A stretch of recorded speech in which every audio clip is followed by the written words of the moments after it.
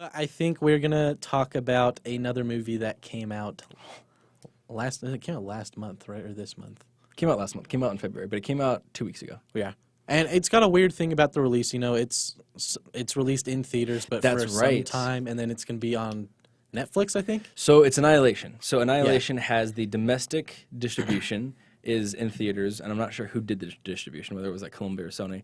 But I believe in the U.S. and Canada, distribution was in theaters. Yes. But Netflix got the distribution rights internationally. So Yeah, which at is- the time of the theatrical release, I think it also released online internationally on Netflix. Have any other movies done that?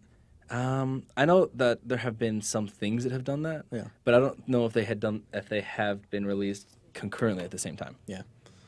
All right, so I'm going to talk a little bit about what at least I can explain from story. Without spoiling, Yeah, basically it'll be like what you see in the trailer. It's Natalie Portman, and you see this something lands on Earth, and it produces this shimmer, some kind of zone.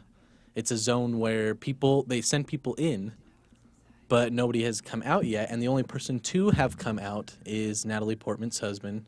Well, her name is Lena in the movie, and it's Oscar Isaacs. And he goes in for a military thing, I'm sure, to find out what's going on. He's the only one to make it out, and he's not in good health condition.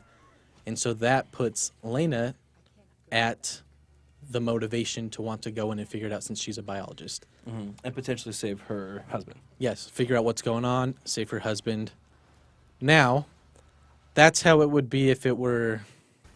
I feel in your mind, you can think about a movie that, you know, like you go in, you figure out what's the cause, you come out, you save your husband, you kill some monsters along the way. It's a lot more crazy than that. So we've never really talked about a movie without spoilers, so let's, I guess, try and do like 5 minutes without spoiling anything, and then we can Exactly. do like a pause and just like transition into spoilers. Yeah. But I would completely agree with you. Half of the movie is exactly what you see in the trailer, and half of the movie is not at all what you see in the trailer. Yeah. It's so much more.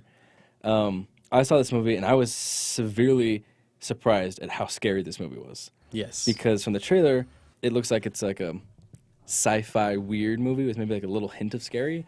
No, it's a very slow burn through the beginning to the middle, yeah. and it very quickly builds up a strong amount of stress and anxiety. There's some horrific moments, I would say.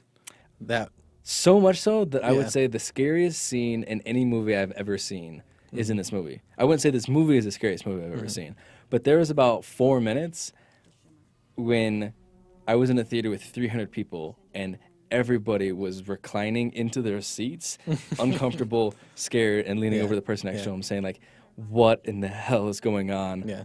What the heck? I'm so scared. Yeah. Which for me at the time was very scary, but also kind of exciting. Yeah. Well, it's not often you get a movie to do that to you. And not even to you, to everyone, everybody in Yeah. the entire theater. Like, props to whoever either wrote the book and came up with that idea, or to the directors. Execution. Yeah. So maybe to kind of wrap up the non-spoiler section, to let people know who haven't seen this, I definitely recommend this movie. I recommend it to people, but I try and give them a disclaimer. It is extremely more scary and a little bit more graphic than you would have expected. However, I still thoroughly enjoyed it. I thought it was visually stunning. It was well executed. The end gets kind of crazy. But if you enjoy sci-fi movies, I would say this movie is 50% Arrival. I would say it is... The tension from Arrival.